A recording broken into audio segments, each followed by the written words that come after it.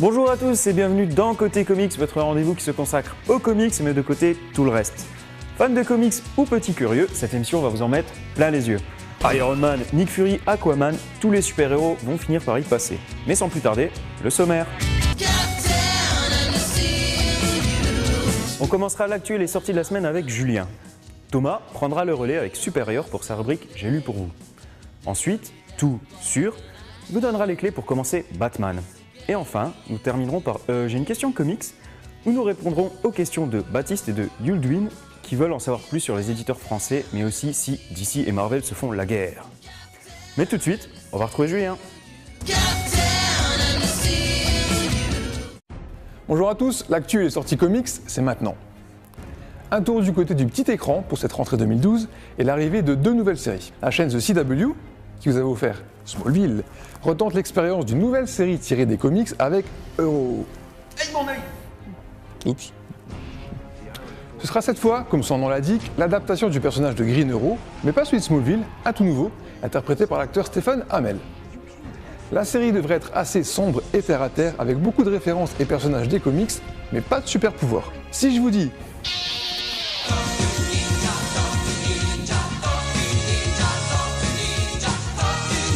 vous me répondez, mais non Julien, c'était passé ça. Maintenant c'est ça.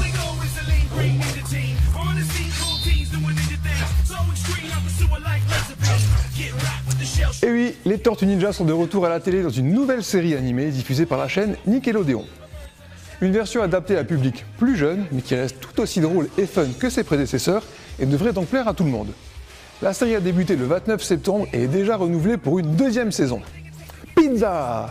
Mais non, Kawabunga, n'importe quoi. Dans l'actu comics US, l'événement c'est les débuts de Marvel Now, un relaunch géant de la Maison des Idées, qui relance toutes ses séries au numéro 1 avec de nouvelles histoires et de nouvelles équipes créatives. Le titre porte-drapeau de ce relaunch est Uncanny Avengers, une équipe composée pour la première fois à part égale d'Avengers et d'X-Men, d'où le Uncanny Avengers. C'est donc le premier titre à être sorti le 10 octobre, écrit par Rick Remender et dessiné par John Cassaday. Les sorties françaises maintenant, et tout d'abord Wolverine Ennemi d'État, une très célèbre saga du mutant aux griffes, sortie chez Panini le 10 octobre. Dans cette histoire, un groupe de vilains réussit à prendre le contrôle de Wolverine et l'on voit combattre ses amis et collègues super-héros. Un récit dans lequel Wolverine se lâche comme jamais, signé par le duo de Kick-Ass, Mark Millar et John Romita Jr., Millar qui a notamment aussi réalisé le très bon Old Man Logan. Vous aimez les super-héros, mais vous en avez aussi un peu marre, on a peut-être le remède pour vous. Ça s'appelle The Boys et le deuxième tome de la version Deluxe sort le 17 octobre. Dans un monde où les super-héros sont pour la plupart corrompus, irresponsables et abusent de leurs pouvoirs, un groupe est chargé de les surveiller et de les garder dans le droit chemin. Il s'agit de The Boys.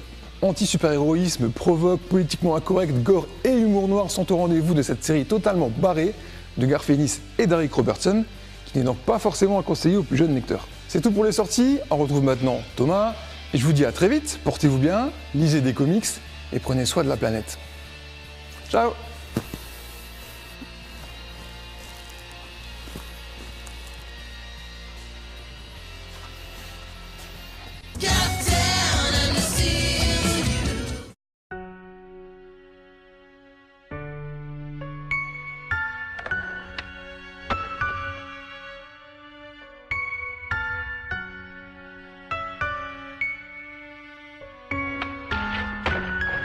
Aujourd'hui, j'ai décidé de vous parler de la mini-série Supérieur.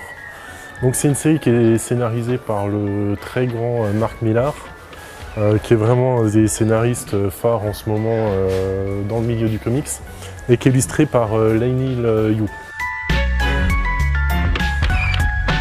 En fait, l'histoire commence avec un enfant qui est atteint de sclérose en plaques et qui est fan de super-héros, et notamment de Supérieur, qui est un super-héros imaginaire dans ce monde-là, dont ils ont fait des films, etc. et qui est devenu un peu has-been en fait. une nuit, notre jeune héros va recevoir une visite d'un petit singe astronaute qui va lui proposer de devenir pour de vrai ce super-héros, donc ce supérieur.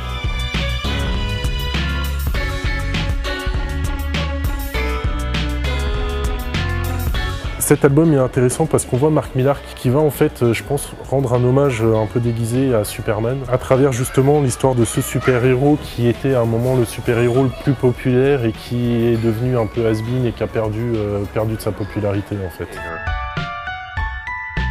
Les 2 volumes de Supérieur sont sortis chez Panini Comics. Donc l'histoire est complète, c'est un très bel hommage au super-héros, une histoire très plaisante à lire avec quand même... Quand je dis plaisant, ça ne veut pas dire qu'il n'y a pas un bon scénario et qu'il n'y a pas des scènes assez grandioses dans cet album. Mais c'est une lecture qui est très sympa, que je recommande à tous. Et à présent, rubrique suivante, tout sur. Nous allons tout savoir pour commencer Batman. C'est parti! Alors d'abord, 2 règles générales pour les comics Batman que je vais présenter. Ils sont tous très bons et surtout tous accessibles. Vous pouvez donc lire chacun d'eux sans aucun problème. On va commencer avec Nightfall et Batman Year One. Pourquoi cela? Parce qu'on en a déjà parlé dans les anciens numéros. Je ne reviens donc pas dessus, je me contente de vous rappeler qu'ils sont tous les 2 très bons et accessibles. Ensuite, Batman Sombre Reflet 1 par Scott Snyder, Joe et Francesco Francavilla et édité par Urban Comics. Il représente les dernières histoires de la série Detective Comics avant que le reboot ne passe par là. Le bouquin tourne autour de James Gordon Jr., le fils du commissaire Gordon. C'est déjà pas facile pour Batman à ce moment-là, mais c'est encore pire lorsque son ennemi juré, le Joker, vient dire bonjour dans le tome 2. 2 tomes, 15 € chacun, et c'est très bon. Un autre Batman intéressant, Batman La Cour des Hiboux, écrit par Scott Snyder et Greg Capullo, toujours chez Urban Comics. Le comics est souvent considéré comme étant l'un des meilleurs arcs de Batman de ces dernières années, ce qui n'est pas rien. Pour ce qui est de l'histoire, Batman est à la poursuite d'un tueur en série, aux allures de hibou, dont la prochaine cible n'est autre que suspense, Bruce Wayne. Je n'en dis pas plus. Il est conseillé de lire Batman Sombre Reflet avant, mais ce n'est pas une obligation. Un autre incontournable de l'univers Batman, par lequel on peut commencer, Batman de Long Halloween par Jeff Lubb et Tim Sale. Niveau histoire, c'est plutôt simple, il y a un tueur, qui tue, mais surtout qui s'amuse à le faire à chaque fête importante, du genre Noël, paf, 2 morts, la fête de la betterave, paf, encore 2 morts. Batman devra donc passer ses nuits à suivre chacun des indices laissés par l'assassin avant de découvrir enfin qui est le fameux tueur. Les éditions sont variées, les prix aussi, ça peut aller jusqu'à 70 €. Un comics qui devrait être réédité par Urban Comics prochainement. A noter que sa suite Amère Victoire ou Dark Victory est aussi de très bonne qualité. Enfin, vous pouvez également commencer Batman par le très bon Batman Silence, qui met en avant le super vilain Silence, forcément, ou Hush en VO. Celui-ci possède une idée vachement sympa, à savoir rassembler tous les ennemis du Chevalier Noir pour l'éliminer. Super Fiesta garantie pour les super vilains et super ennuis pour les super héros. Un peu plus ancien que les autres, c'est du coup disponible chez Panini Comics. C'est fait par Jeff Lubb, encore, et Jim Lee. Et vous savez quoi? Ça aussi c'est très bon. Mais chut, silence, c'est un secret. Voilà, à présent vous savez comment commencer les comics Batman. Vous n'avez plus aucune excuse, attention. Maintenant, on passe à la dernière rubrique. J'ai une question comics. A tout de suite.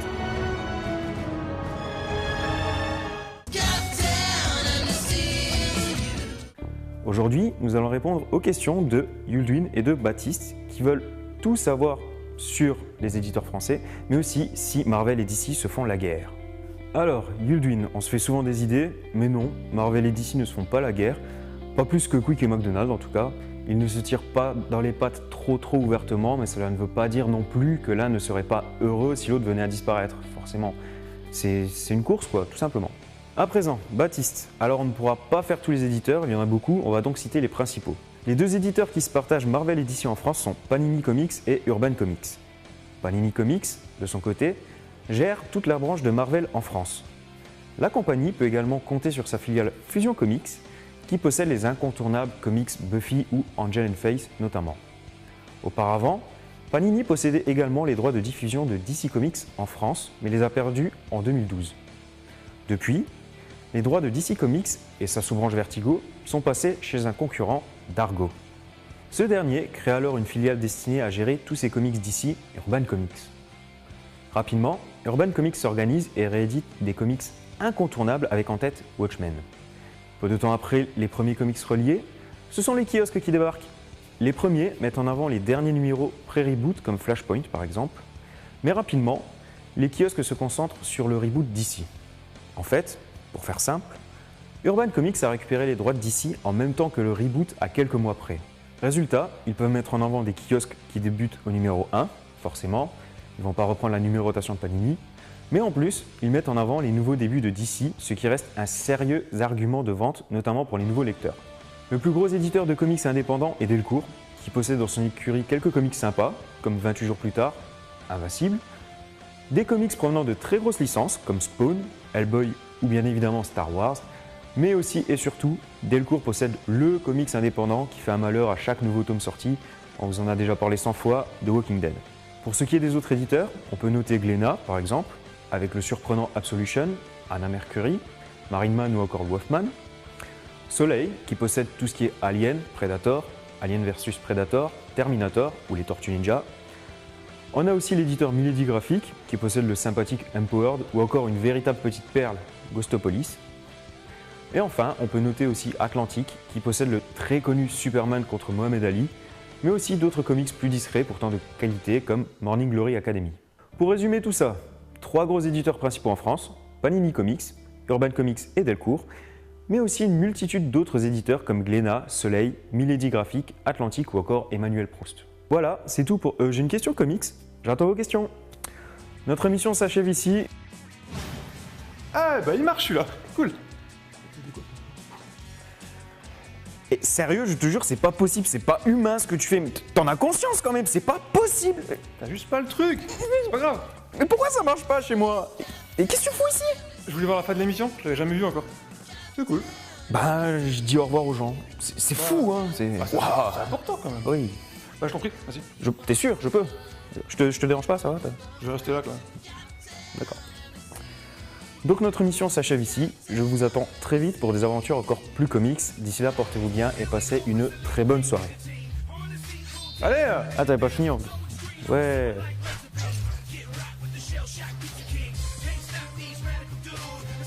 Tu me dis quand je m'arrête, hein. C'est bien de finir une émission comme ça, je trouve. Ah ouais, on devrait faire ça à chaque fois, c'est la folie, ouais. Ouh.